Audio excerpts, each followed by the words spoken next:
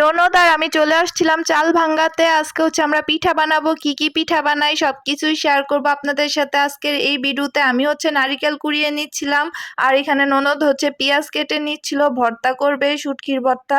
তো এখানে ননদ নিজের হাতেই হচ্ছে শুটকির ভর্তাটা বানাচ্ছিল। আর এখানে রাতের বেলা বসে বসে হচ্ছে দুজন একসাথে পিঠা বানাচ্ছিলাম, আমি আর আমার ননদ। এখানে হচ্ছে নারিকেল আর গুড়ের পুর বানিয়ে নিয়েছিলাম একটা, আর এই নারিকেল আর গুড়ের পুর ভিতরে দিয়ে দিয়ে হচ্ছে পুলি পিঠা বানিয়ে নিচ্ছিলাম আমরা।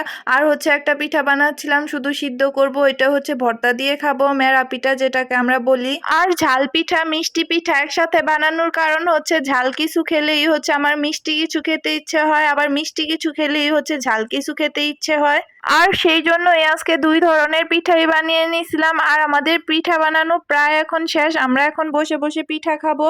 তো আজকের ভিডিওটা এই পর্যন্তই। ভালো লাগলে অবশ্যই সবাই লাইক কমেন্ট শেয়ার করবেন। আল্লাহ হাফেজ।